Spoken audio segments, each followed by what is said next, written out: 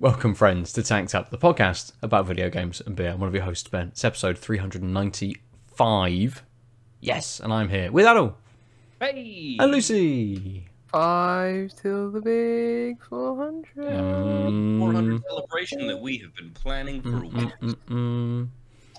We know exactly what we're doing. We know Yeah. exactly what's going to happen. Yeah. May. The week after next, I'm not here on Thursday. I'm in Vienna. Oh, That yes. was what I was Yes, you did tell tell you us. before. Yes. Yeah, I You just, can yeah. remember. Cool. Cool. Let's open to beers. Aadil, what have you got this evening? I have this can of beer. It is 330 mils and it cost me £13. Oh, Wow. damn, son. It is, I think I had on tap at the Holy Grail. It is a Vault City beer. Mm. It is their DDF Gingerbread Imperial Stout, Right. coming in at a cool 16%. Ooh. Hence I think I've never seen a Vault City in a small can, but I think they just couldn't make pints of it. Absolutely. What size is that? Is that 440? They're 330. 330. It's like a tall can. Oh, it's a slim one. It's Oh, a right. yeah, it's a stretched out Yeah. soda can. It has it's a collab actually. Twinned with Nerd Brewing open source beer, I should say. Nice.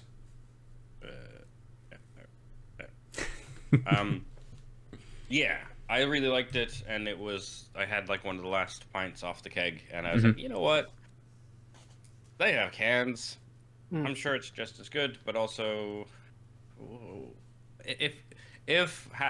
what other reason can you get, right? Isn't one of the goals, the perks rather, that you have the Beer and Video Game podcast so you can spend 13 quid on a tin of beer? Absolutely. I mean, yeah, if there's a reason to, definitely this podcast. Yeah. Yeah. Or just completely. treat yourself, you know. Yeah, special occasion, Yeah. essentially. No, just Oh, yeah, a special occasion, just a but Tuesday I evening. don't want to fucking wait for a special occasion, Ben. Jesus. That's fair. That's fair. I'm also going to drink a collaboration beer this evening. Nowhere near as big. It's a 4% pale ale called Superdelic, and it's a collaboration between two breweries I've been drinking a lot of, Viper and True and Arbor, with the big That's pink nice. S on it.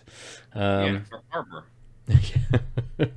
So yeah, I'm going to open this. There's a little bit of flavour text from them. Brewing with our Bristol Pals Arbor Ales is always fun, and creating this super sessionable Pocket Rocket Pale Ale was no exception.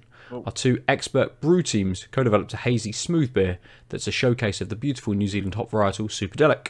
An experimental hop, Superdelic brings notes of ripe red berry, mango, and citrus sparkle. Delicious. Okay. I missed the flavor text on mine. Go for it. So DDH is out, DDF is in. Our double deep fried series is back, and this ungodly Scottish tradition has been given a festive makeover in our latest super high voltage Imperial Stout. Nice. Life with the help of our pals at Nerd Brewing. Double dry fried. Is that what it Double said? deep Double fried. deep fried, Double deep fried. just like a Mars bar. Yeah. Very Scottish. I've never had a fried Mars bar. No, neither have I. I would I like had. to try one day. You know, when you're close to your deathbed, and it's not Just good. to finish yourself off. Yeah. Oh, finish yourself off, even better. Yeah. Yeah, it Oh, wouldn't dear. it wouldn't work right now. Maybe in a few years. And Lucy, for everyone on the audio, what are you drinking this evening? I'm drinking a tea. Clippers. No flavour text. I thought you were gonna say no flavor. I'm like, oof, indictment. What is it? Just an old English, a breakfast tea. Yeah, breakfast tea with almond milk. Yeah, the fun stuff. Nice. Nice and cozy. Yeah. I'm in a wind down. Well, I don't know how you can be in a wind down mood for like almost like 7 hours now, but I've been in a wind down mood today. Yeah, today's just Fair. I'm taking some time to rest. Nice. Yeah, good. Good. Let's roll back round to the beers then, Aadil. What is your beer Yeah. like? So it is, as you can see, it's quite dark. There's no visible carbonation. Poured quite light. Smells so sweet and velvety. And with you get a hint of this, so it's gingerbread. You get this hint of the cinnamon right on the top of the nose, and you've got malt and like deep sweetness. Mm-hmm. Oh god, this smells. I wish you could smell it. Go on. Lovely. I'm right there with you. Because I could only see you guys making the dumb faces after I moved the thing away from the camera because it was in front of the monitor. So I just pulled away and saw you both humoring me. It was very good. I like a deep sweetness. Mm. That sounds very sensual. I'd say it is better on tap. Okay. But that's just because it was so fucking good on tap. I think it was a bit more effervescent. There was a bit more carbonation on tap than in this tin. But it is exactly how I remember it. Other than that, it's clearly stout. It has good sort of malty base. The gingerbread is mostly sort of, like I said, mostly a cinnamon-based sort of spice mix. Right. But it's not like a wintry or a spicy beer. It's just like really viscous, thick, rich, sweet, malty beer. And then it has this lovely cinnamon overtones that last and sort of sparkle in the finish as sort of some of the tastes ebbs and flow. When you get a dip, you're like, oh, the cinnamon's there. It's a bit stronger, but it's just and then it disappears. Like I said, sparkling in the sense of always there, but not really in your face. Okay. And it finishes with this very rich, bready, sweet bread, malty taste, which of course is the gingerbread part, right? And so it's got bread lovely... that is sweet, not sweet breads. Yes, sorry, yes, bread that is just making sure. No, yeah, you got me. But yeah, it's worth tracking down. Hopefully, you won't have to pay 13 quid for a bottle. Or a can rather. It'll probably be harder and harder to get because it was a seasonal and it's already in January. Yeah. But it's really good. It's again they call it the. So I get the double deep fried because it's got this sweetness and this like. It's not like boisterous in your face, but it's a really broad, big taste. The taste fills you up, and the gingerbread, I guess. Often when we think gingerbread, we think gingerbread house, and we think super sweet and stuff. That's all the crap put on. The gingerbread itself, it's not store bought for the gingerbread houses where there's like basically like eating cardboard, right? The actual gingerbread. Yeah. It tends to have like this hit of ginger, this hit of bit of cinnamon, right? But it's quite a sweet, it's quite a tasty thing. And that's the gingerbread we're talking about here, not the like poor man's house, literally. Yeah. Has it got any? It's really, really good, and the finish is quite long, and because it's so viscous and thick. I'm not gonna take big sips. I don't think I could. Like it's just so big and broad. It's really excellent. What I really like is just that. Like it's Vault City, so you shouldn't be surprised. But that 60%, a lot of the sweetness is probably coming from just like the high alcohol volume. But it's just blended so well into the malts and the spices that it just tastes like a really good beer, and then you're like, oh, I've had like 3 sips and I can already feel the alcohol in my system. Right, it's 16%. Like this is the thing that I had. That's a lot. Yeah, I had 2/3 of it in an evening. And it was like, this is not the type of thing you should session, Dill. Slow the fuck down. but why not? I shouldn't. Why not? You just slumped in the corner later on, like, oh my god, I shouldn't have done that. Yeah. Wait, I have to double check. Is this the walk home that I slipped and rolled my ankle? No, it's not. Okay, good. Otherwise, I think you could do 2 pints and have a good night's sleep and be absolutely okay the next morning. Anything more than that might be asking for trouble. Yeah, I mean, there's 12 things on tap at that bar at any given moment, so it's also just like this is really good, but like if I have 2/3, I'm not gonna have much else.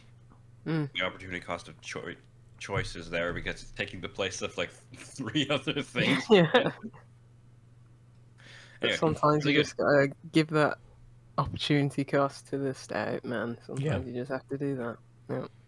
Especially with the weather, it's been Yeah, up completely, here, completely. Up here, it's so dark. Right? Mm. Yeah, it's like, where's the sun? It's 9 o'clock in the morning, and there's no sun. It's just, yeah. It was alright. It was It's like been particularly bad this year. it was about 10 to 5 this afternoon. I'm like, oh, it's still a little bit light outside. Hooray! The yeah. day's getting Yeah. longer. Yeah. Yeah, it was about that time, maybe 4:30, somewhere between 4:30 and 5 yesterday. We're leaving the apartment seminar and going to the pub as per usual on Wednesdays, and my buddy Keith was just like, "Holy crap, it's light out!" Like, because we couldn't, like, we both been slammed with marking stuff. We couldn't remember the last time we left the building where the sun was still on. To run around to my beer, which Yep. you know is probably a bit better enjoyed in the sun, being a 4% pale ale. It's poured. It is incredibly pale, a little bit yellow in colour. Had a nice sort of frothy head to it as well. The nose is a little bit more earthy. I think it's more of that sort of ripe mango that comes through in the nose a little bit more, and maybe just a touch of citrus, but on that kind of not sort of like a sweet citrus, more on that sort of lemony kind of side, I think. It's very, very carbonated. It's really, really fizzy to drink. And I think that works quite well because it does push that citrus, and I know it very much does in the back, a citrus sparkle. But actually you do get a bigger hit of citrus in the flavour. And I think that carries the beer a little bit more. So it has got a little bit of a lemony kind of kick to it. But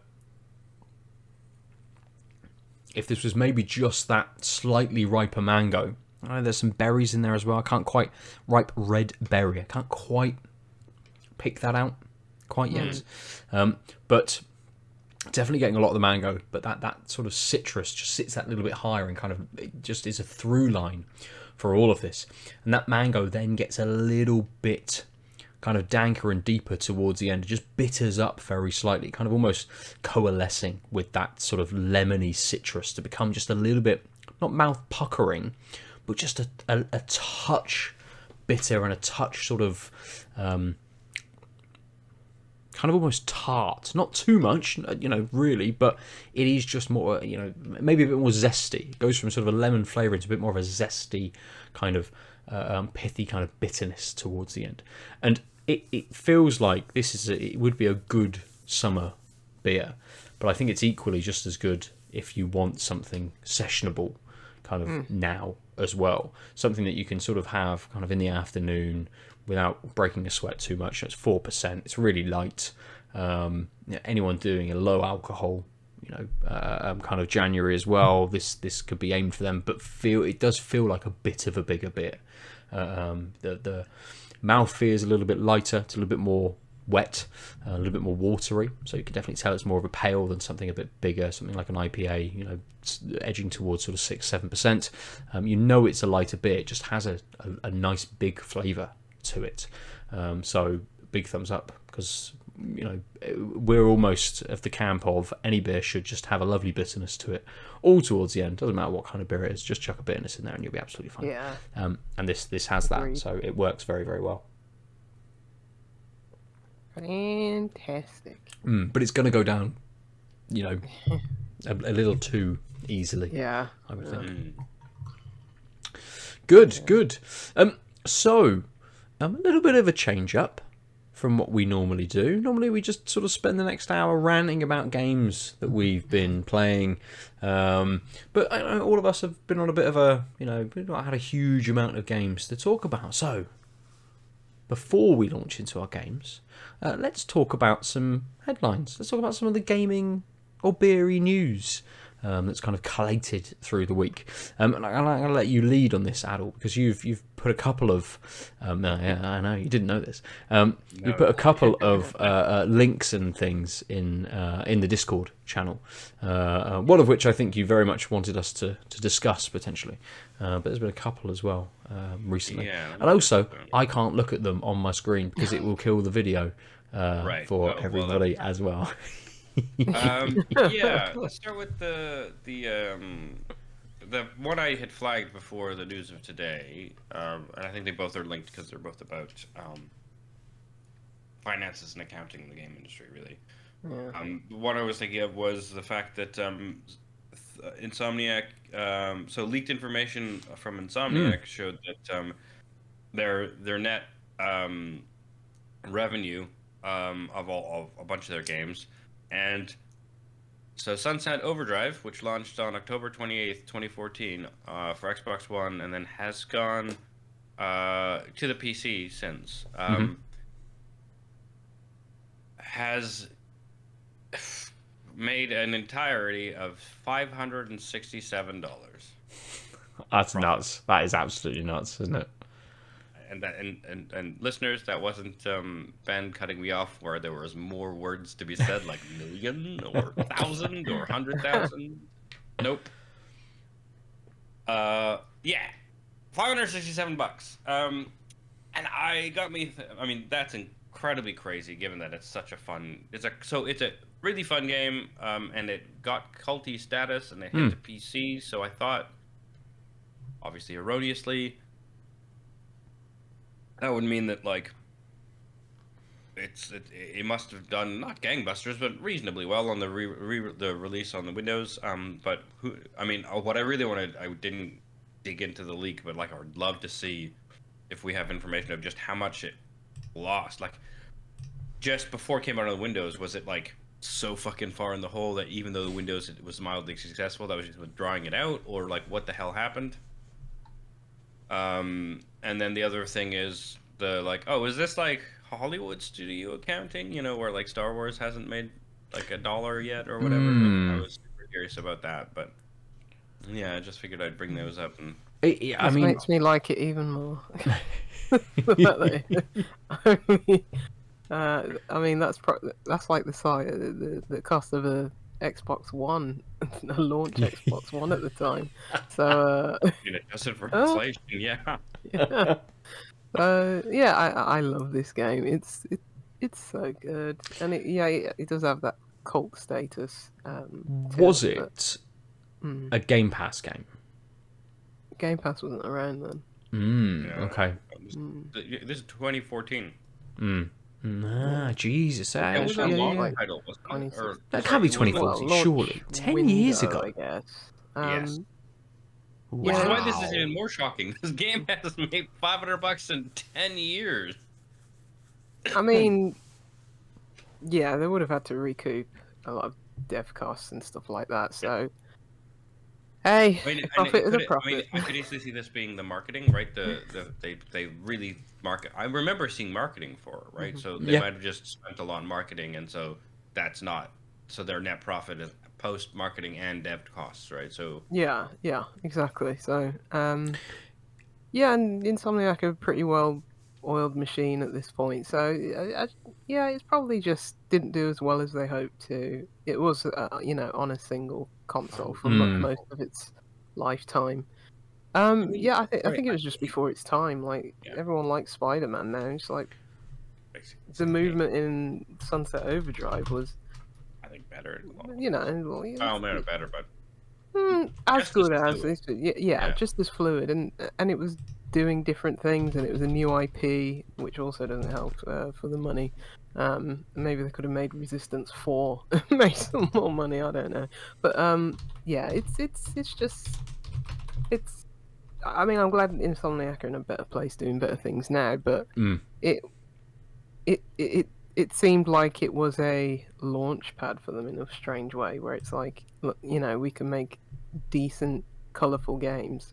Yeah. And now they're just gonna spit out Spider-Mans and license products for the rest of time. So it's like, I know that may look back at this and think, oh yeah, I remember when Insomniac were doing unique things. Yeah, the leak did give a couple of Sorry, go on. Sorry, go on. Oh, it's just I'm now looking further at the info, and so its dev costs were $42 million. Is that it? For them, that's more than most of their other Oh wow, games okay. that were released Yeah, up I until. imagine Microsoft pumped in decent amount of that. And the thing is that it only sold just shy of 1.9 million copies.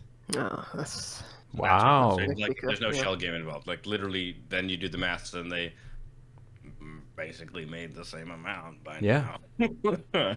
Yeah, they gambled big on, launch window, new console, new hardware kind of thing, and yeah, it Yeah. just didn't sell like that. There was a lot of Something- stink around Xbox around that time anyway. So the Xbox One was not selling. yeah, it Right, wasn't and so selling. that was, and People the didn't fact like that it it. didn't come to another console until much later is probably a huge part of that story, because, like, if no one's buying the Xbox One and this is a new IP, close to launch, yada yada, then, like, of those, like, 7 people who bought Xboxes, each one of them had to buy it 17 times in order to make the 42 million or whatever, right? Like, Yeah. Yeah, and yeah, it's just more the circumstances surrounding the game rather than the game's quality itself. oh yeah, Whereas, we yeah, know that sales figures and quality rarely yeah, line up. yeah, yeah. But you were gonna say a thing, Ben. Yeah, I was just wondering whether, talking about the idea of it being, maybe Hollywood kind of accounting for it and that sort of stuff. I wanted to have a quick look at what other games had released that year. Was 2014 solely reliant on Sunset Overdrive? So actually, it's the entire company. It's not just the development of this game. It's potentially the entire company that they're funding through this game. So it's the whole year of operating costs that have to be chalked up against this kind of product as well. So you've got some figures there, so maybe it's not quite that case, but having a look, that 2014, that is the only game they released, Sunset Overdrive. I don't know, it must be around 2008, maybe 2019, 2020 when they became a PlayStation studio, because in 2015 they released 4 games across Windows, Android and iOS. 2016 was when the rebooted version of Ratchet and Clank came out, with then a bunch of other games on Windows, Song of the Deep. Yeah, they had smaller titles. Yeah. VR stuff. Yeah. And then 2 years passes until Spider-Man comes out on PS4. 2019, then another couple of games across, or a game on Windows, a game on like a kiddie tablet-y type of thing. And then they're a PlayStation studio, and it's Spider-Man, Ratchet and Clank Rift Apart, Spider-Man, Wolverine, which will come up, all of these other Marvel projects that they're potentially working on, more Ratchet and Clanks, potentially.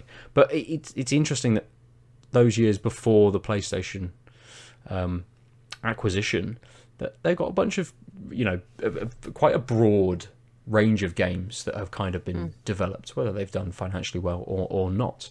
But yeah, it's just interesting that Sunset Overdrive is almost the only year they've released one game, apart from back in 2009 was the time before that they released one game. So yeah, I did wonder whether it's the entire studio being funded just by Sunset Overdrive, which might skew the numbers very slightly for this as well. But yeah, I mean, Insomniac.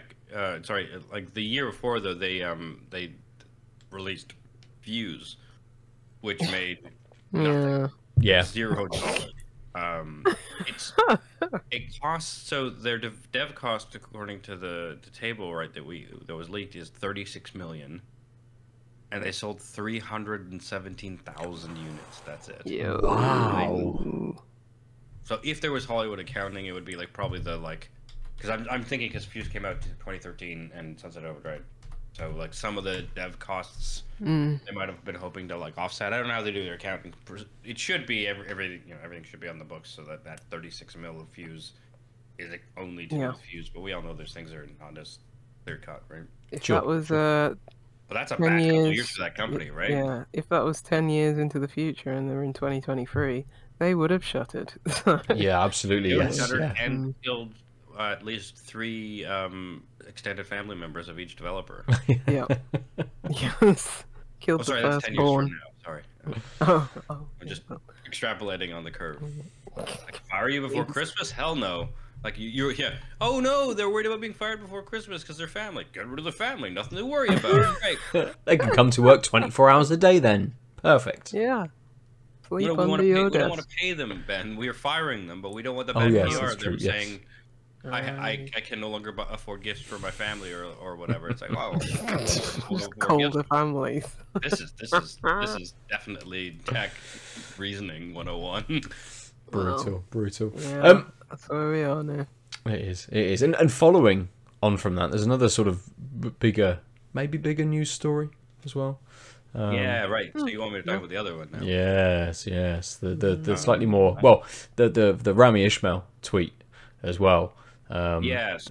With the amount of layoffs that have happened already this year. So I mean, it's huge today, right? Microsoft laid off 1,900 Activision Blizzard and Xbox employees, which is roughly 8% of the overall Microsoft gaming division, which stood around 22,000 total employees. I'm getting this info from a Verge article. Of course, naturally, when the standard things were said, by the way, when we're merging, don't worry, we're not gonna blah blah blah. Then a couple months later, they blah blah blah. Welcome to the family. 90% of you. Yeah. And also, I will, just in case people missed it, Bobby Kotick did step down in December. Yeah, so quietly as well. But what's interesting is silent golden parachute. Yeah. Oh yeah. Just in the night, barely fluttering in the wind. Yeah. The Blizzard president, Mike Ybarra, has also decided to leave the company. Oh, really? Who was at Xbox before? He was. So, yes. As many of you know, Mike previously spent more than 20 years at Microsoft. Now that he has seen the acquisition through Blizzard's presidency, he's decided to leave. Inside man, ready to go. It says Microsoft Game Content and Studios President Matt Booty in an internal memo. Sorry, I just wanted to say Matt Booty's name. It's always a good one. And so they've also shelved. So Microsoft also shelved the upcoming Blizzard survival game. Gone. Sorry, not shelved, canceled. Yes. And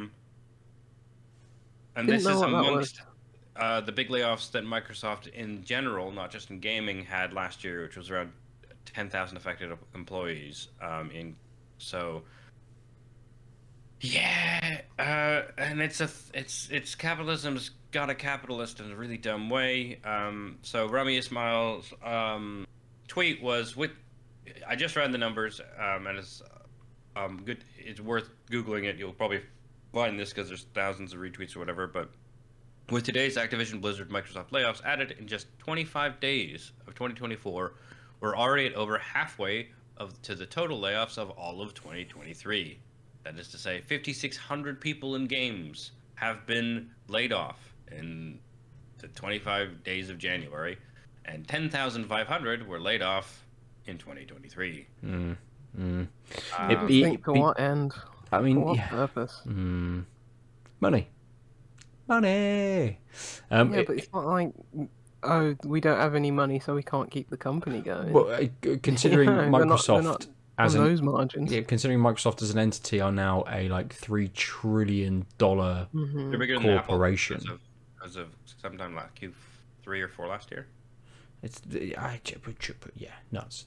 And I get it. Of course, there was going to be layoffs, or the idea that there'll be some departments that will cross over. Right, Xbox already has an HR department. They don't need a whole extra HR department. Potentially, they might take 50% of those people and bring them kind of in, but 50% of them might go. There's going to be those kinds of crossovers. You would think when companies do merge, that only the strong survive in that sort of sense, or last in kind of first out sort of scenarios. Yeah, sometimes it's just what came up on the random number generator though. Potentially. And again, they could be running numbers or running whatever internal numbers they have, whatever profit margins they think they have to achieve. And obviously they're a public traded company, so they've got to constantly be making profits for their shareholders each and every year, and to do that they might have to just. Why do they? I don't know. I don't know why this is a thing, right? Yeah. Why is this the thing? Oh, sorry, you're a public traded company, so you have to now make money each and every year. Like what? That doesn't make any sense. It's a company. Making money each and every year is actually not even the problem, right? So making first more. Of all, yes, you're right. businesses back in the day used to have good years and bad years, and you would save if you were a good business person. It meant you saved a bit of the profit from the good years to tide you over the bad years. Right. Thanks to stock markets and unfettered capitalism, now it's not just that you have to make money every year. That's not good enough. You have to make more money every year. There's this bizarre myth of infinite growth that it underpins the entire stock market mechanism, the way it's being handled now. Why I say that is because the stock market itself doesn't say anything about, like, it's just a tool to track the things. Yep. Trading prices and whatever. But the mentality behind the use of the stock market is, I'm not going to buy your thing unless you grow, because I want as much money as possible in the short run. That's the societal coda we've all like really bought into, especially in the past 3 decades. But it was, I mean, the underpinnings are like, it has a long tail, but like that shift to, it's not worth having you money in you unless you give me big growth, which means you're more valuable, so my stock pricing goes, but also dividends, right? Yes. And buyback actually is a big thing, and so it just means that we're stuck with companies needing to try and fix the books so that their QX reporting will say we're growing more, right? And it doesn't matter if the core business has to get cannibalized, so long as you do that, because the company is reportable to the shareholders, but also because the people at the top are getting all kinds of bonuses from each other based on this notion that that's what the best thing for the company is, to have this fake notion of infinite growth. And a lot of this comes out of the fact that up until a couple decades ago, maybe less, you used to not be able to do share buybacks. They were illegal. They were regulated away in the U.S. markets, especially. And when those floodgates opened, that's just where the like Ouroboros, in the sense of like shareholders now paying corporate execs to now do the best interest for shareholders so that they can pay, that feedback loop isn't so much of that is based on the fact that like when I get tax cuts, or when the energy companies get these big windfalls, they just buy shares back. Which make them more valuable, and then they sell them back to the people because they're going to be more valuable next year, because look, everyone wants to buy that because they do share buybacks. Right? It's obviously not sustainable. It's not real. Well, interesting point to this. I did see, was reminded the other day that Satoru Iwata, if I've pronounced that correctly, I feel like I haven't pronounced that correctly. Yeah, I think I have, but for some reason my brain went, "You said that wrong." He took a pay cut. Like when the Wii U released that year, they did so poorly financially, or Nintendo did so poorly financially, that he's like, "I've just cut my pay in half." And everyone's like, "What?" Like, amazing. Jesus Christ! Like, wow. Okay, fine. Like, have we ever seen that from anyone else? Or at least has it been reported at all that anyone else has ever done this? Not in the West. Come on now. They'd rather cut Tiny Tim off and collect his 6 pennies a year than take a pay cut. Pop the rest of the family, and then just they're gone. Yeah. Absolutely. Yeah, like there's more of us than there is of them. Why don't we just, like kind of rise up? Start a little revolution, we could. Because Lucy, there's people like you who want, who are at the moment unemployed, and they go, cool, we'll just employ those people. Get rid of these people. We'll get rid of these people that we're paying £50,000 a year for. We'll bring in this person, and we'll just pay them £40,000 a year to do the same job. Like, all right, maybe there's a bit of sunk cost in that, because they might not be quite as quick as the person on 50,000, and actually they cost us 41,000 overall with the extra time and stuff, but it's still not 50,000. You're being too generous. They don't do the calculation on those things, on like institutional knowledge, whether and just like knowledge of the projects. That doesn't matter, because people are cons, right?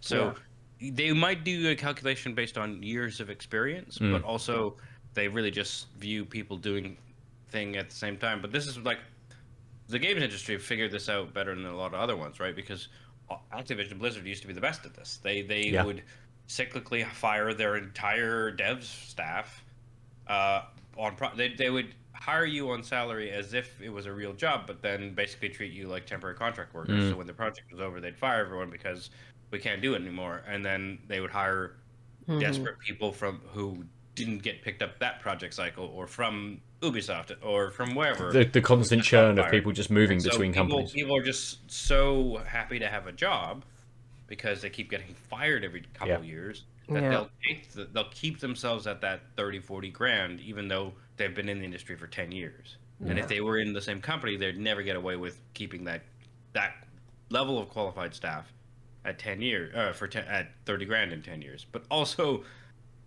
that staff member has to ramp up to the company they're working on this time, and their culture and all that stuff. And so they burn the first 6 months of being not very useful, employable. So then you get a year and a half of like decent work, and then you fire them, and that's the part that's not on the book. Yeah, it's the same thing with this like notion of like the short run gains versus the long run gains of a company. The stock market doesn't award that. The mentality isn't. Literally, they don't only think that there's like a mentality of thinking of what does it mean to have someone work for us the long run? What is that type of gain? Because why would we care about that? I'm running the main big game project for these 3 years. I don't care about keeping this person around so that the next guy running the project. Like, it's all the same mentality all the way down. It's just a bunch of dicks who just want to get their flag in the ground and then move on, right? Crazy. And you lose so much institutional knowledge when you're getting rid of those experienced people, and it's just... And then they wonder why projects run over, and the burn rate on these projects are like so much, and why they can't get anything off the ground. Because you're things take time, and that I mean that in the sense of all of the things. And so if you're hiring new people, that takes time. Yeah. But also, the people running these things are bad at project management. That's why things don't finish on time. And they don't get penalized for being bad at project management, right? Like, it's almost impossible once you get to that tier, right? Like, unless you really foul something up, you'll stay a project manager. So you just move to the next big project, even though yours was 6 months late or whatever, right? It's like, oh, there are reasons. My workers, they're crap. I had a great plan. They just didn't work hard enough. It didn't work hard enough. What's wrong with you? They only worked from 9 till 5. They didn't do overtime. On this piece of paper, that's just scribbles. I think that's the only time you would find references to like institutional knowledge and stuff. It's like, oh yeah, these workers just took a lot longer to get used to our systems than we had planned. So because those workers were slow, that 6 months just wasn't as productive. And then they don't take that as a learning to the next project, right? Yeah. We do need to introduce the anti-capitalist corner segment. I mean, it's probably just the new news segment every week, isn't it? I'll keep rocking this Mark's beard. Good. I need to get some growth. My copy of Das Kapital and start reading it. Cool. Let's move on then from news and talk about some of the games that we've been playing. I look to both of you, and I'll roll back round, shall I, to myself, and just talk about... I'm still playing Connections and Wordle almost on the daily, and the mini crossword, because those are all free. Nice. And frankly, I need, like, it's good to do 1 or 2 of them as a break in the middle of, like, slogging through marking or writing stuff, etc. They're the only things that keep me sane. The crossword and all those things. The level of difficulty of the New York Times mini crossword is ideal for me. It's not hard. I can finish it in under 2 minutes usually. Really? I do it in like under 20 seconds. Oh, I know you do, but I'm just saying I can't even type that fast. I'm still not used to the clicking, so I end up typing a thing and then I'm looking at 1 down, and so I click on 1 and I start typing and it does 1 across. Yeah. And then I waste 5-10 seconds fixing all the overwrite errors. Like, I'm just saying, like, it's like almost never longer than like a minute 12, a minute 13. But like, that's what I mean. Just it's even if I'm not trying to be speedy. I'm just like looking at the thing, going, oh, okay. It's which historically when I've poked at crosswords, it's been like half of this is like I'm never gonna get these. Cool. This thing sucks, and so this gives me a bit of more of an insight into why people might get into the thing. What you should do is Puzzmo. Sorry? You should do Puzzmo. There's that gauge PUZZMO.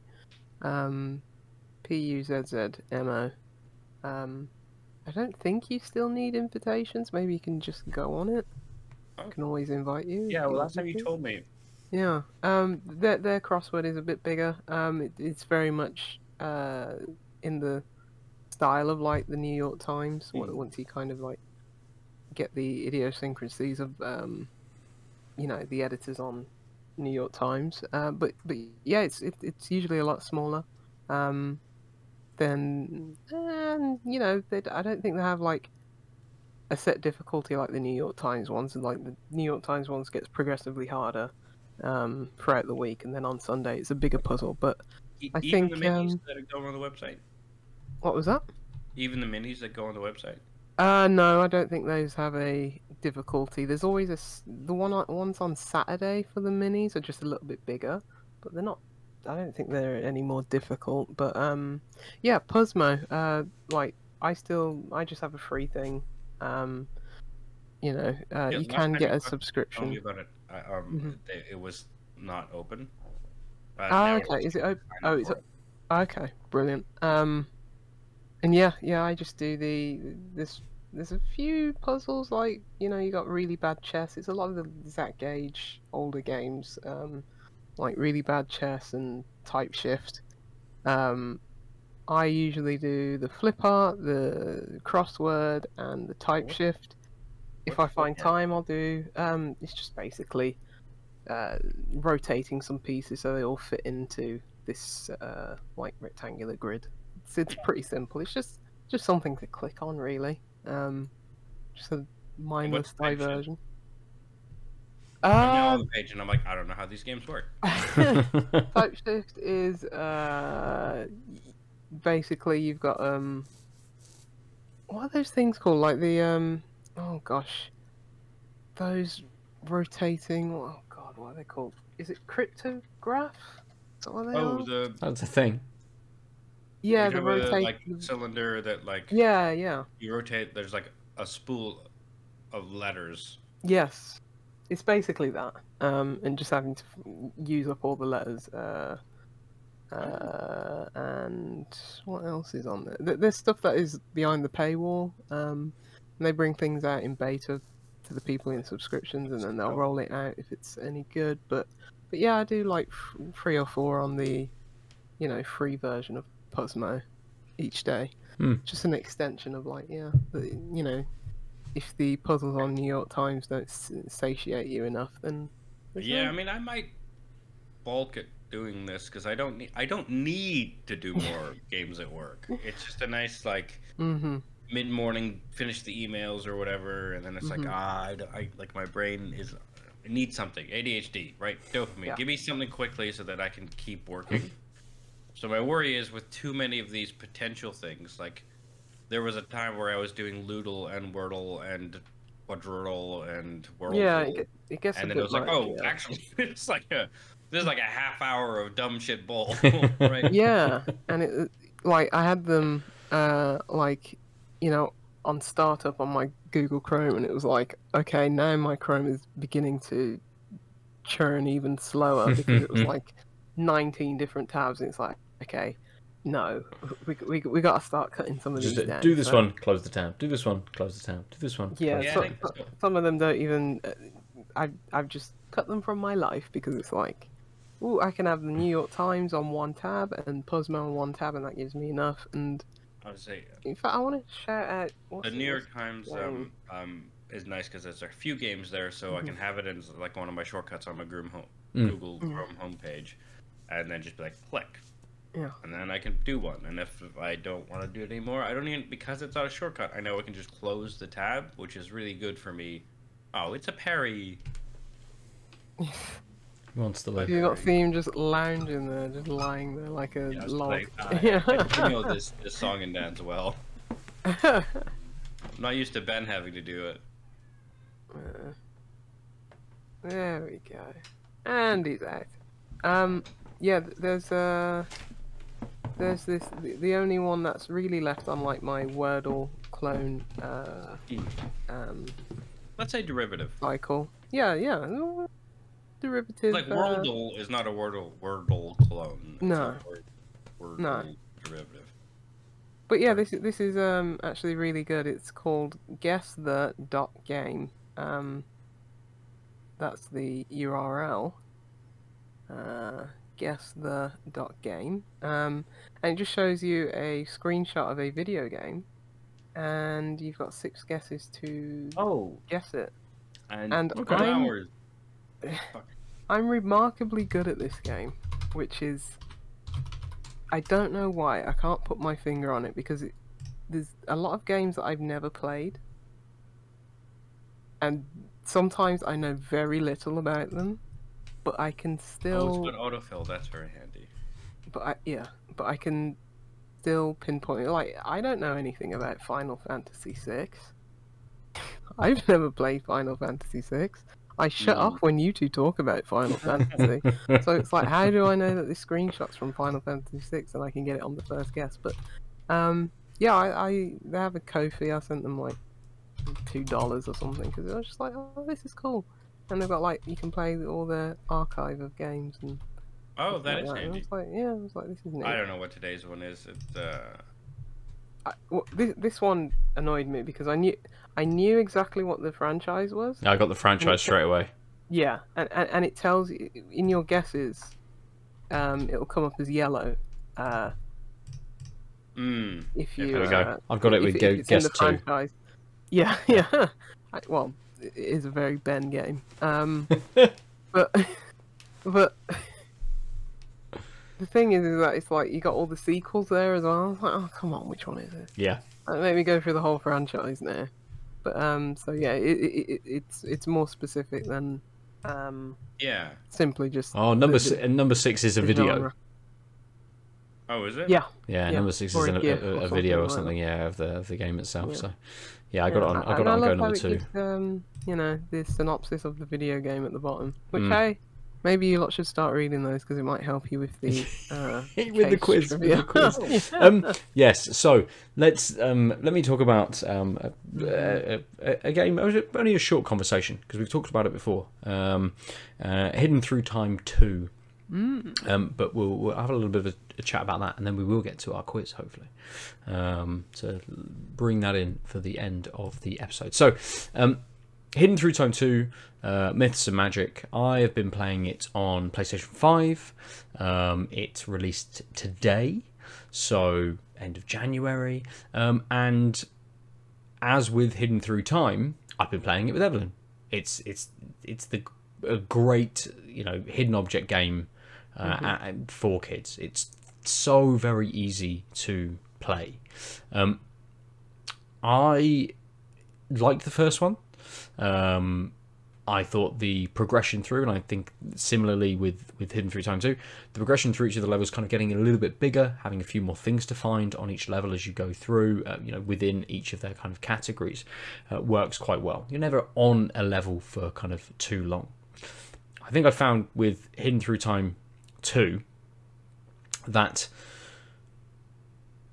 there's a lot more kind of in the levels than there were on Hidden Through Time. So there's, the levels are denser with items and things, and there's lots of stuff just kind of like laying around in the levels as well that are a little bit distracting.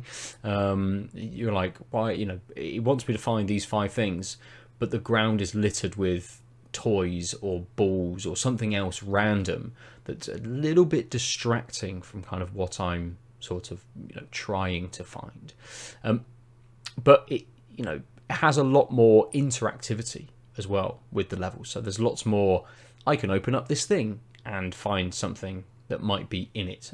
You can go into the rooms, which you could do in the first game. I just have found with these levels that maybe they rely on that a little bit more.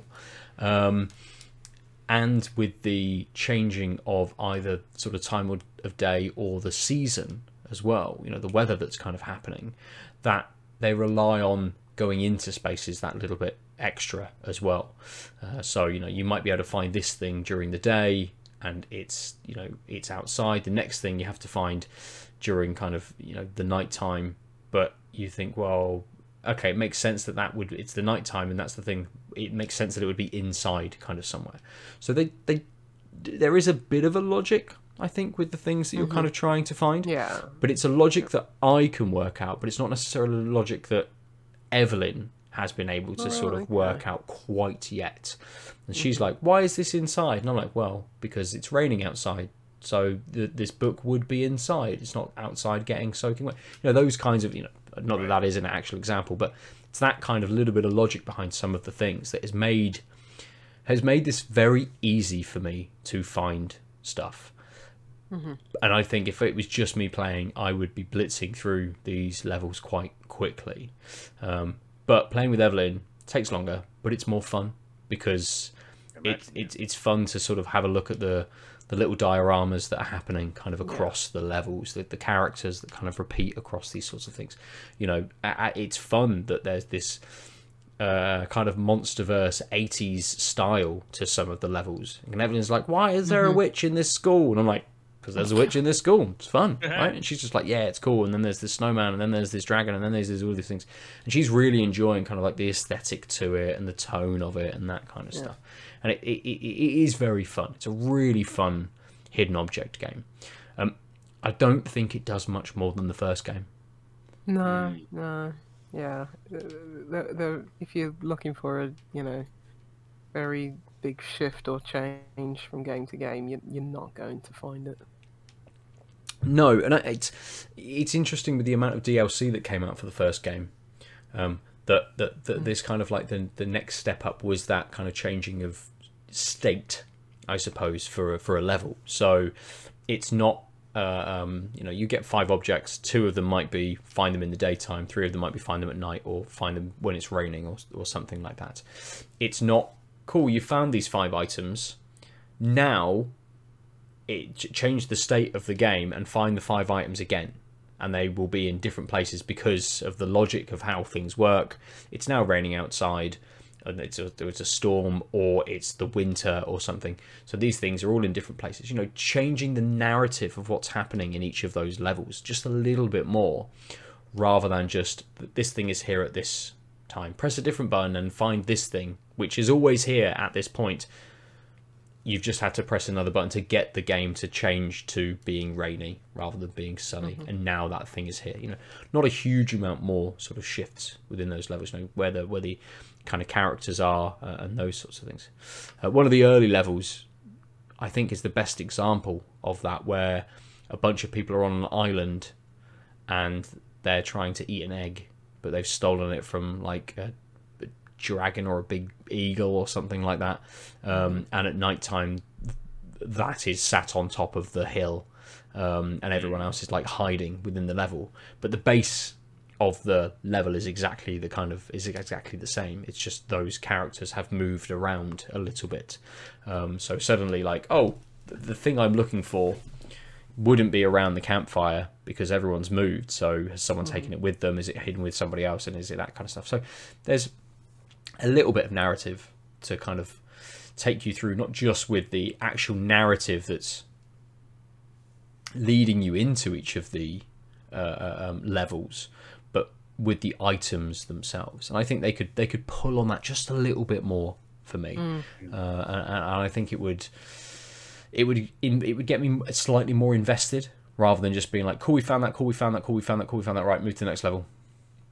This looks cool, this looks fun, yeah, what's happening here, right, move to the next level, we've got all the stuff. Like we don't spend a huge amount of time on each of these levels taking in like the immense amount of work that's gone into putting together all of the extra stuff that's there to distract you and take you away from finding the items and those kinds of things. Technically, I have a couple of issues with it as well, unfortunately. With the first game, you used to be able to press left and right on the D-pad, and it would select an item and tell you the clue. You can't do that on PS5. You can't just press left and right on the D-pad. You have to make your cursor go down. So use the analog stick, bring the cursor down, hover over the item, and then pull your cursor up, and it will stay on that item and tell you what the clue is. I don't know whether there's an accessibility option to change this potentially, but this was just the default for the first game.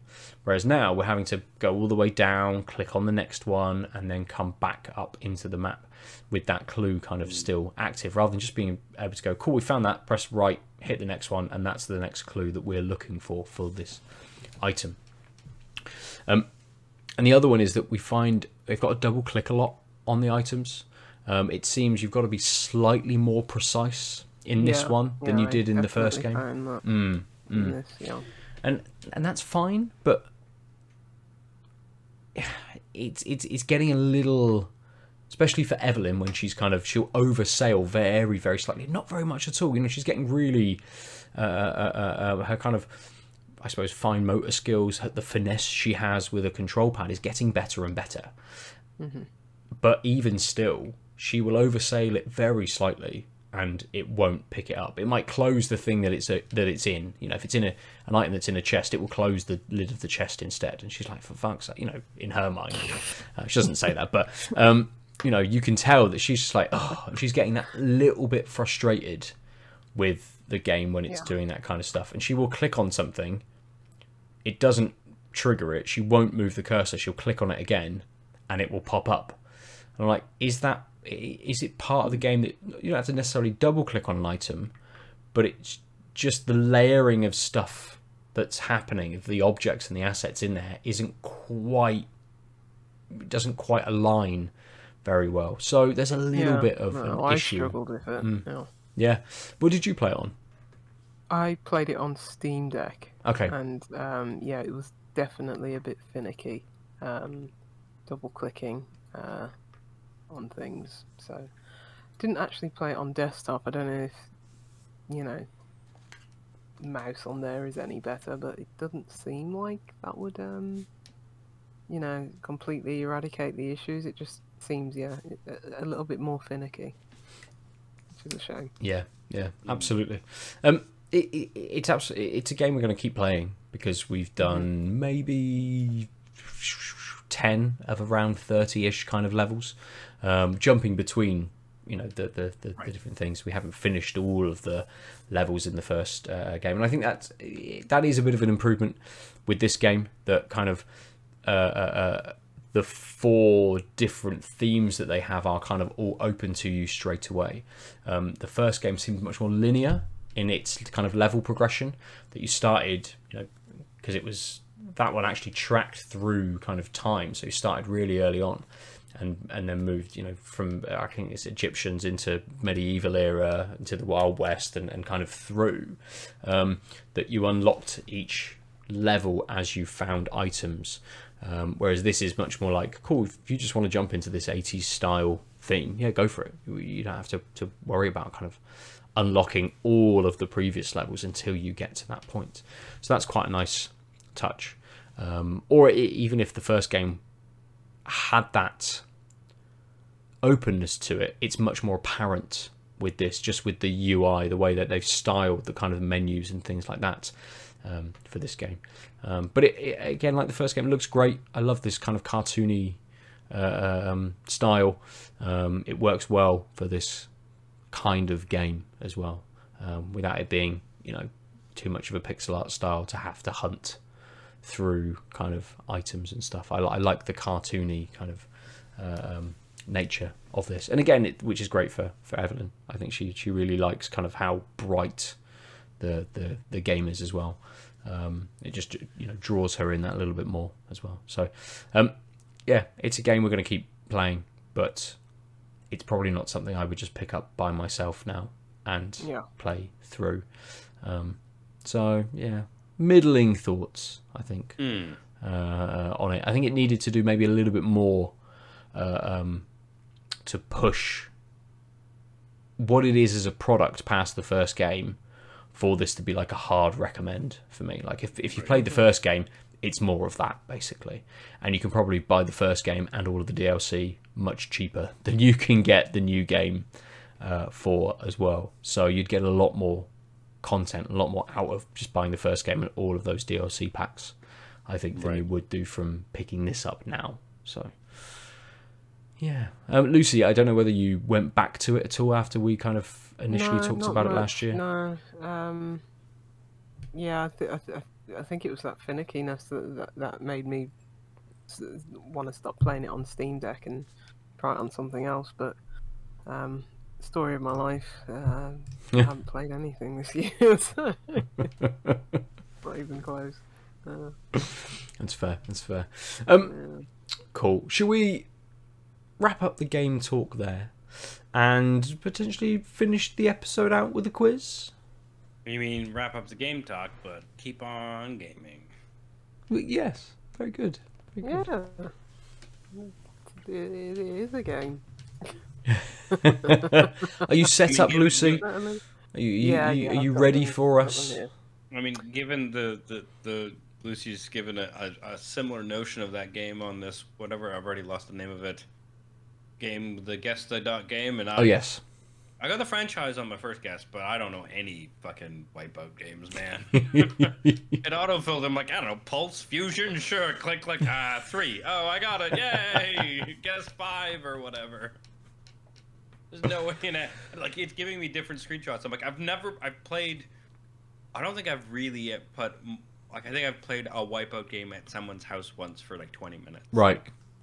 So it giving me screenshots with fonts and like zoom-ins. I'm like, this looks pseudo-futuristic, but isn't that what Wipeout is? I don't know, 2048. No, it wasn't that one. So anyway, what I'm saying is, we're playing together, right, Ben? Yeah. It's a team effort. Yeah, absolutely. Yeah. That's all good. Grand Theft Auto 7. Gosh, I think we'll all be dead before that comes out. Oh, I think there's already been 7. Oh, absolutely. Oh yeah. GTA. The one that's called GTA 2, GTA 1969, GTA London, GTA 3. Notice my hand. Chinatown GTA Wars. Chinatown Wars was after Vice City. And maybe even after San Andreas. Right. But then Chinatown Wars, Liberty City... Stories. Vice City Stories? Was there a Vice City Stories? I don't think there was a San Andreas Stories, but was there a Vice City Stories? Yeah, that was a Vice. But then we still have 4, and at this point we're at 10. There was a Vice City Stories, yes. So yes. you could say 1969 was a DLC, but it was a standalone game that was sold. So it just used the same. Back in those days, people complained when you used the exact same engine and reskinned things and put new writing into content. And like, no, that's not a new game. It's like, oh, welcome to Call of Duty, motherfuckers. Oh, I suppose, yeah, stuff like when you then get to GTA 4 was Lost in the Damned and the Ballad of Tony Gay. I think they were DLC, weren't they? They weren't standalone items. Yeah. Gay Tony. Gay Tony? Ballad of Tony Gay. What did I say? Gay Tony. Oh, fuck knows. Is that not his name? Yeah, Gay Tony, yeah. It is Ballad of Gay Tony. So GTA 1, 2, 3, Vice City, San Andreas, 4, 5, 6. Wikipedia calls London 69, London 61. Oh, I forgot. Yeah. I said London, I said 1969, and then I said London, but it's 2 different 60s games that were both...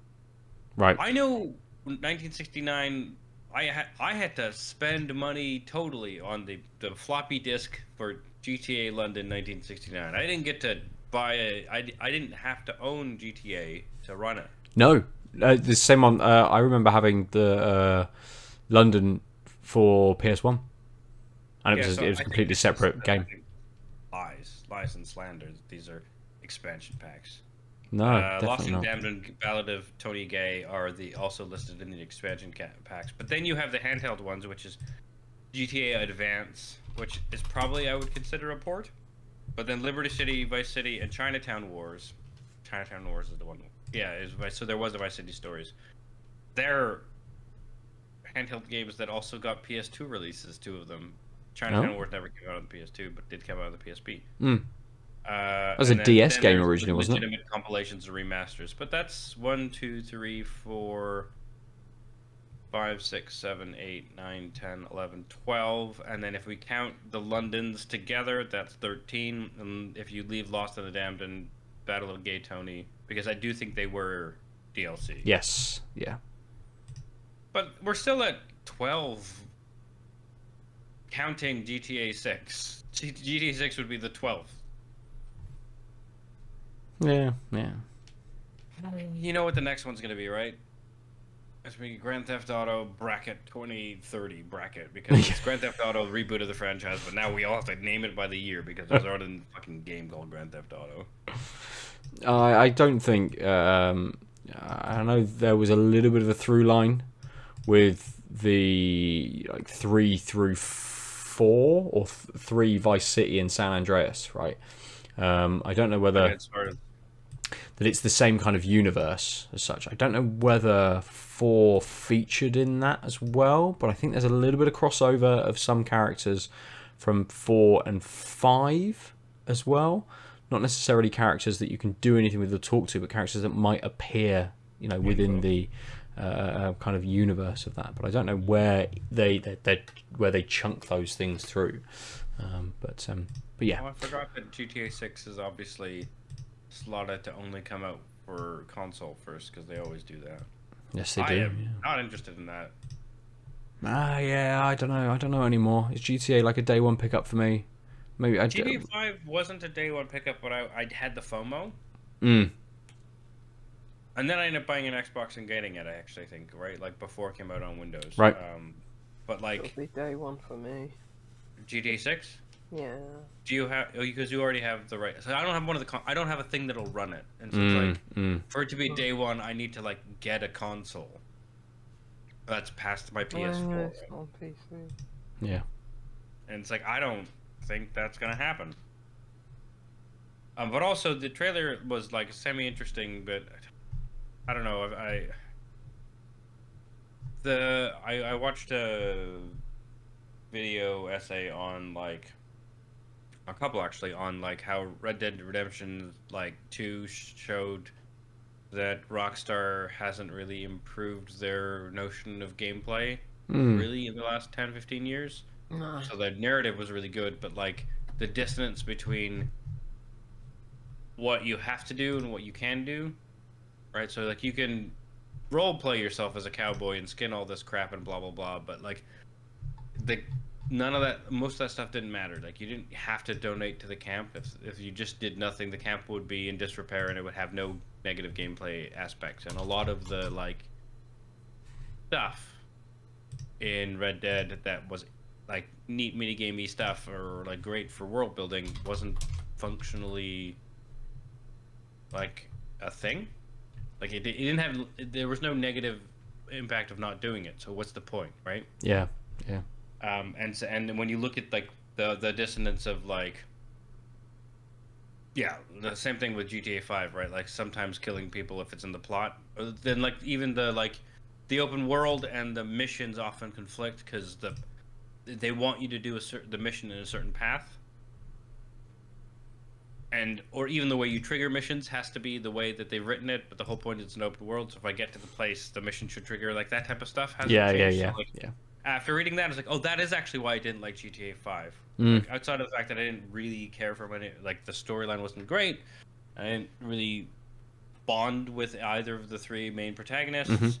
I was like, oh, right, it's this dissonance thing, right? It's like, oh, like, especially with stuff where there's like missions where there's buildings that you can go into, but only because it's the mission building and shit like that. It's like, So I think having recently watched those essays and then seeing the trailer that was like, this is a pretty so far like it didn't give me any interesting notes about the characters. I was just like, okay, so it's a double-headed instead of a triple-headed GTA something, right? But it's Rockstar, so I wouldn't be surprised with by the time it comes out, I'll want it, right? Because they'll have released enough information and the story will seem cool. Yeah. Nice. No, good. Let's roll into our quiz. Yes. Well, I was glad you lot was stalling for time because. Conversing, Lucy. Conversing. Yeah. Yeah. Even if it was most of me talking and Ben being like, No, it gave me the time to cut off some of these plastic ties. I have like a free pack of games, and I can tell you this because they're absolutely not related to each other whatsoever. But they've come in. But this is a non-clue clue. Are we gonna get these 3 games that were bundled together? Yeah, they're bundled together, but it doesn't make any difference me saying that because they're completely disparate and unrelated. Yes. Right. Same publisher, maybe. When I say completely unrelated, right. I mean completely unrelated. Are they from the same era of gaming? Yes. Are they from the same? Basically the only connection that I can only connect infer. Yes. Yeah. Also, I'm just gonna say, like, this is how when I say it's rich and has a long finish. Look how much of this beer I still have left. Okay. Game number 1. Smashed. Game number 1. You ready? Mm-hmm. How are we doing this? Are you gonna bark out your names or? Oh yeah, we need our little boards. We did our little soundboards. Yeah. What were you gonna be? I'll be the quack. Oh damn it! I'll have to quack. Okay. I'll be the air horn. Okay. Game number 1. Death is his business, and business is good. Ben. Ooh, Hitman. Silent Assassin. No, you can't. Gotta give a title. It's the pause. It's the pause. But yes, it's Hitman 2. Silent Assassin. He didn't say Hitman 2. I was going to say Hitman 2. Silent Assassin. I'll give it to him. It made me laugh when he said, "I'm gonna be the duck," because all I thought was the rubber duck in Hitman. Nice, so. yeah. Well done. Pause. I call shenanigans. I knew the franchise and I was waiting to get a clue of the other stuff. He got 2 guesses. You know how bad I am at this game? Yeah, okay. No more pauses. No more pauses. No more pauses. I'll start being a bit more vigilant. So wait, with that. the rule, you gotta say a thing? Yes, if you don't get it, then... Yep. We can say franchise and go further, but then I think we have to like subsequently ring in for guesses. Yes, yeah, I agree. If someone gets the franchise, I will say franchise. Okay. And then I will move on. Okay. And then whoever wants to buzz in again can. Yeah. I'll finish reading the Hitman one because it's only small. Enter the mind of a genetically engineered assassin for hire whose deadly efficiency is now needed more than ever.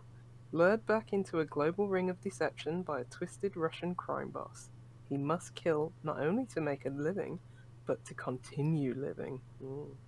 This time it's not just business, it's personal. So that's yes, and that was back when it was IDOS. Classic IDOS. Yeah. So that's the first game out of the 3 on this. Okay. Move on to the next one. Game number 2. You don't play, you volunteer. And I'll take just the franchise for this one. Okay. Specific game. I don't know anyone who would get it. Anyway, just the franchise. Unless you really like this this series. Okay. 19 deadly missions. Storm the beaches of Normandy. Outsmart highly trained SS officers. Sabotage German U-boats. Defeat the Nazi war machine.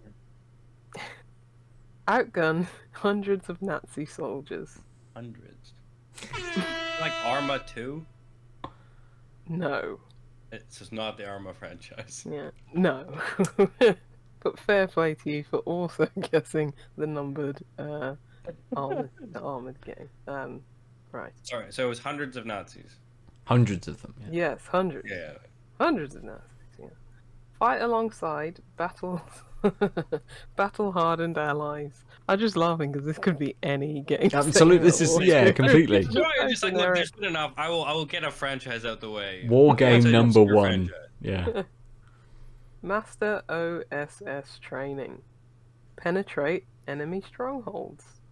Learn to handle 18 authentic World War II weapons. All out. Ben? Is it a Medal of Honor game? Is it Medal of Honor Frontal Assault or something like that? You were close. Front line. Front line, right? Yeah, yeah. So well done. Yeah, there's like 1,700 Medal of Honor. That's so many. So, yeah. I was going to say full frontal, but I thought that might. And then you said penetrate, and I'm like, oh, I can't say that now. Yeah. I would read the rest, but it's all just generic World War II shooty stuff. Okay. Have you lot seen a connection yet between Hitman 2 and Guns? Okay, good. Guns. Franchise games. Big Gun Pack 4. Mm-hmm. Yeah, it's gunny franchise games. Mm-hmm. Okay, this next Number 4, I agree. It's definitely the 4th iteration of some store bundling shit. Third game. Okay. Here we Why go. not 3? High speed, high risk, drive to the limit. Blank is an amazing racing game with a difference. Oh. Drive at incredible speeds through everyday traffic with your heart in your mouth and sweat on your palms. Oh. Need for Speed Street? No. Oh, is it Need for Speed? No. It's not. No. Oh, And I wow. will want the full title. numbered or non-numbered Ooh. entry in this series. Oh, okay. It's got to be around the same time as those two. Arcade-style handling Just thinking. against opponents and against the clock make Blank a game you won't want to put down. Ben. Midnight Club 2. Okay. It is not Midnight Club 2. Incredibly spectacular and realistic crashes make it an experience you won't Bollocks. forget. Is it Burnout Paradise? You didn't. Built in, please. Is it Aadil. Burnout Paradise? No, it's not. I was going to say Burnout 2, but. Ben, it is not Burnout 2. Is it? Sorry, hold on. I've lost the thing. I have to quack. It's the only thing that's showing up. Why is it the only thing that's showing up? Oh, there we go. Is it Burnout 3 Takedown? It is not. I thought the Crashes one. That was the one where they brought really highlighted them. It's not Burnout, I'll is it? stop it. Yes, it is. Sorry, It is, okay. I wanted to say franchise, but this was funner. See you'd get it. So yeah, Burnout, Medal of Honor Frontline, and Hitman 2 all It's in a. Burnout 1. Random. Oh, Very random. Yes, very random. I'm getting half a point for that franchise. But these profits went to charity apparently, so it's a charity bundle. So. It's A basically boxed Humble charity bundle, bundle? but like 20 years ago. I had no idea Yeah. they existed. Turns out Humble Bundle has just been copying someone else's style. Yeah. Yeah. Right. Nice. I'll do 2 more Cool. Not a two. because we are 2-1, aren't we? Which one? Ooh, I hope that didn't. Are they fluster from there. the same, even No. close release years? They must be, right? They must be within two But then- or but 3 years, probably not maybe. actually that. Hitman 2, Burnout 1, and Medal Yeah, of because Honor, Burnout Paradise is much later. That's Burnout Paradise is like the 4th game, isn't it? Okay. Yeah. Okay. Game number 4. Right, shit, right. I have to learn things. And I learn things, I mean think things. Science has unlocked the gates to the unknown. Ooh. A sci-fi horror masterpiece. Blank is nothing like you've ever experienced. Dramatic storyline, pulse-pounding action, incredible graphics, and revolutionary technology. Dead Space? No. Okay, all those things, they combine to draw you into the most frightening and gripping first-person gaming experience ever created. I still want to say Dead Space. It's disturbingly realistic. It's one of the most beautiful and complete FPSs the Xbox has seen. Sci-fi horror Xbox. Ben. Fear. F.E.A.R. No. Aww. Oh, good game though. The most terrifying shooter ever made, says official Xbox magazine. There's terrifying enemies too. Team or deathmatch based multiplayer. Oh, the multiplayer. I don't know if I can't think of this. Intense 2-player co-op over Xbox Live. Fuck knows. I don't know this at all. Drawing a blank on this. Distributed by Activision. Distributed. Xbox development. Vicarious Visions. Oh. Developed by id Software. The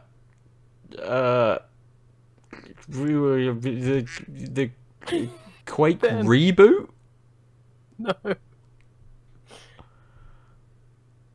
Oh, fuck knows. No. I do not know. A sci-fi horror experience. Sci-fi horror. First person. It's not Bioshock, is it? No. I'm trying to. I know all the facts don't line up, but I'm like, what counts as sci-fi horror? id Software. You lot will kick yourselves. I think I'm gonna give up on this one. I do not know. Nothing is coming to my mind. You have to use the sad horn now if we try and guess. Wait, you said Quake already? Yes. And we didn't get a franchise warning? No.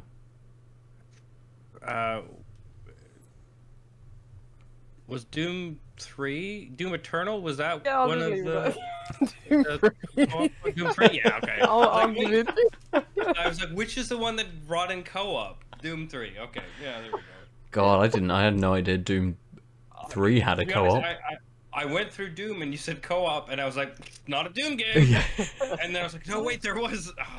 Yeah, okay, good. Oh, okay. Right. Okay. Sorry, hold on. What is Doom 3? Yes, a little bit of jeopardy. Okay. I really want to do this one. I don't know what it says, but I like that this game exists. I don't know. I'll just say that. I've got a few more backups just in case nobody can get the it. hamster game. No. Ooh, if I had no scoped it. Also, if you owned a copy of Disney's GeForce the hamster game, It's probably around, so don't get me out. Okay, Right. Game number 5. Avenge her past, discover her future. Based on the hit series created by Academy Award winner Person. No, just Academy Award winner. Keep going. It's cool. Yeah, I'll drop it in later. Keep that Academy, back to us when we don't get it. Yeah. To be honest, even if you said it to me, I didn't know this fact anyway. But anyway, created by Academy Award winner Blank and Charles H. Egley. Okay. Egley? I don't know. How do you spell it? Blank, Eglee. Blank is the story of Max, a genetically enhanced soldier. It's not him, man. Who cunningly fights to reclaim her manipulated past and avoid capture through the underground landscape of the post-apocalyptic Seattle. Her streetwise instincts and fearless hand-to-hand combat skills are crucial to her survival. I like Aadil going. Yeah, I'm getting the hand-to-hand. I'm getting into the the headspace of who this person could be. Max. I think Max is probably one of those things where you don't hear the name often in the game. No. Trusted It's not Max Payne. cyber journalist Logan Cale aids Max's quest to defeat I-Corp, the secret organization that rose out of the ashes of Manticore, her military creator, and discover the truth of her past. The fuck? Original story progresses beyond the television series and features voiceovers. Is it Dark Angel, the new game? Wow. Well, that deserved win. I've got no idea what that is. Win. I didn't know there was a game, but something. So my undergraduate housemate was obsessed with Jessica Alba, Yes, and that was. so I never watched Dark Angel, but I was around it, and something about Max and corporate and recovering memories, and I was like, oh, that's a TV show I know about. Oh, thank fuck, you said TV show. What Well done. There's a game? There is a game. Yeah. James I'm Cameron's serious. Dark That Angel. and Charlie's Angels. James Cameron. Mm-hmm. Yeah, James Cameron created it, but didn't like. Yeah, You know, the usual James Cameron's Dark Angel. Didn't want anything to do with it when it directed actually by came to TV. Nerd number 4. This is the reason to buy it. This is what's on front of the box. Extensive photo gallery of Max. Whatever happened? Interview with it is Jessica Alba, right? That's the one I'm thinking of. Yeah. Whatever. What is she? I'm not cheating. I'm now gonna. You can hear my keyboard clap. No, I it's actually fine. just want to know what Jessica Alba's been up to. I don't know, but I liked Dark Angel, and I was like, oh wow. I never watched it. No. Mostly because Yeah, it the was story was creepy. kind of creepy. He liked shows based on their stars. In the way that is problematic. So I was like, I'm a big fan of Buffy because Sarah Michelle Gellar is hot. I'm like, Yeah. I rewatched a lot of Buffy. Was it last year? Or the year before? Still great. Still great. Yeah. Shall we do one just for funsies? Oh, go for it. Yeah. Yeah. you, And I'll just. We'll see. You see what our girl Jessica Alba's been up to. Oh, yeah, last one, just to see us out. Renovation TV series. Dubai presents a 5-star mission short. The Wife. LA's Finest 20. Oh, LA's Finest 26 episodes 2019 to 2020. Oh, she must have like semi-retired. Yeah, I don't Not think up to she's much. done much. She doesn't need to. She's probably got money. Yeah, I'm just Don't saying. live So on a she was in 26 episodes of a series called LA's Finest up to 2020, and it seems like post-pandemic is done. She was in a short in 2021, and now was a part of Honest Renovations, the TV series. Who knows what part she was? Oh no, she's a main person. Oh, she's in reality TV. Weird. Anyway. Okay. So this is a funsies. This isn't worth Yeah, the it's just a marbles. funsies. Oh, what was the score then? Was it? You win. I think it was 3-2. 3-2 to Yeah. you. Oh really? Yeah. Oh, You didn't deserve a win with that Dark Angel pull. So. especially when we die. Right, I just Also, want whinging the. now that I can say I've won at least once, I can be like okay with it. What I'm discounting is the fact that Ben knows video games, especially from this era, way better. But there's so many stupid things in pop culture that I know that happen to be made into video games. That will go a long way. trust me. Right. There was another licensed game that I'll say for next week. This Nice. is also a licensed game. So Oh, yeah, Group just for B, that was the funsies. one I Here we forgot. go. We both were like, Blank is back to solve a caper of supernatural proportions. A mysterious villain is using an ancient book, the Tome of Doom, to unleash some of the creepiest creatures the gang has ever met. Will you help our heroes? For a Scooby snack. I was gonna say, is it a Scoo? I was gonna say, it sounds like a Yeah. Scooby Doo game, but Scooby Doo in the Haunted Mansion. It's like, this is just so stupid. What is this? What, like, Was this who not would have- Mystery Mayhem? Yeah, like, what is this? what is I it? see why you use it as a bonus. Like, Yeah, 'cause- like, because Is it a third-person action game? it's a third-person action. Yeah, it's basically Luigi's Mansion, Yeah. just better than Luigi's Mansion. Yeah, what is this? Brilliant. Yeah, Can you so I Xbox? couldn't even be bothered. It's There was some so- real shit in that era, wasn't there? Yeah, yeah. Yeah, and imagine if one of you got like the subtitle, knew what that I game was. mean, and there's just, like weirdly, I think there's like a 60-40 chance. So you just have to slam two stupid words together, right? Yeah. But that was all the Ideally, flavor right? text. It was So just you can kind of yeah. bump into Mystery Mayhem. Was that what it was? Mm. I can't even remember. Yeah. one could bump into Mystery Mayhem by accident, is all I'm saying. Yeah. I said Haunted Mansion, but that's weirder things have happened. Yeah, but yeah, there wasn't even like anything like what the gameplay was. It was just that sentence, and it's like they really didn't even bother try. So why am I gonna? It's fair. Yeah, Absolutely. but well done, well done. Nice. Well done, both, yeah. Good job today. Do you have the running tally? Well, we've Is that what only we're done Because one of us 2, has to isn't do it? a bad Yeah, we've game, done 2. right? That's We the didn't do bad one Yeah. last week. no, so yeah, it's one apiece. As far as I know. Yeah, because we did the first selection disjointedly. Yes, separately. But Yes. we both got all of the points for those, right? Yes. Anyway, doesn't really matter. I will We start a probably note actually won't even and do a keep a stream of tally. the thing. But episode 400 is coming up. Just reminding you, if you want to have like an extra spicy quiz I can show. find spicy. Episode 400, also- just a quiz show.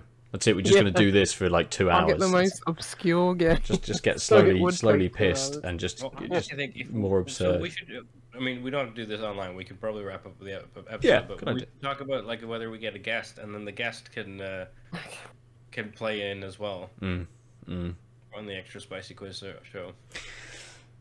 Let's talk about it. And we'll return next week, maybe having spoken about it. And then the week after, maybe having spoken about it then. And then it'll be almost episode 400. So you will find out very, very shortly whether any of this comes to pass. First, let's just round up our beers. Aadil, final thoughts? It's good. Good. So I think if you've not seen it at all near the tap, I think even at a higher price, it's worth buying to have once. Right? It's a really, really tasty beer that's unique in the sense of not had a beer that tastes like it, but it's still fits. What I like about it is it fits in that sort of impy stout arena. So it's not really out there, which is really good considering a 16% Vault City could be kind of tasting like anything. And I like that this is grounded in beer. Yeah. So yeah, we're probably buying at even 13 quid for 330 mils sounds crazy, but also it's 60% and you can feel it. But yeah, I wouldn't go out of my way to have I'm not going to buy another can of this, right? Like that's sure. It's a little dear. But yeah, it's rich, but not that rich.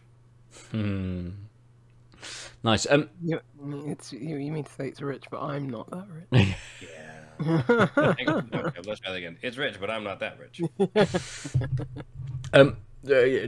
Unlike the Wiper and True and Arbor Superdelic, which I would buy again. Absolutely, this is a good beer. It's super sessionable, but with a bit of a bigger flavour to it than what you would expect from sort of a 4% pale. Nice bitterness to it as well. Nice and sort of carbonated. You probably couldn't drink too many. You're not going to buy like 4 of them and nail them kind of in an afternoon. I think maybe 2 or 2 pints of this, if it was on tap anywhere, would sort of see you just right for it. But I think it'd be easily followed up by another one, sort of straight after this if I was sat in the garden or even just hanging out for an evening sort of thing. So yeah, this is very nice, and how pale ales should be, with a little bit of bitterness and just a full flavour to it as well. I don't think I've had much with Superdelic as a hop in it. This may be the first one that I remember at least. So yeah, it's nice. If you, dear listener and viewer, want to tell us about the beers that you have drank or the games that you've played, or have any suggestions, as we've put out before, 4 games for the quiz for Lucy to see if she's got any in the stash, you can get us in lots of different ways. You can go to outoflives.net to look at our faces and the beers that we've been drinking on the video version, which is also available on our YouTube page. You can get us at Tanked Upcast on the socials. I'm at Nova_47. Aadil is. You're at the Omniarch. And Lucy is. Juicy Loose 9. And as we may start doing a little more, I chucked up our discussion on immortality up last week as a separate section from the podcast, as a little review up on YouTube as well, and on outoflives.net, so you can see that over there as well. I think that's all the places that we inhabit, the beers that we've drank this week, the games that we've played, and some games that we didn't know existed as well this week, which is probably going to happen quite a lot moving forward if the quiz continues. Get ready. New and exciting games each and every week for everyone to enjoy. But thank you for joining us. We've been Tanked Up. Goodbye. Bye. Ciao. www.outoflives.net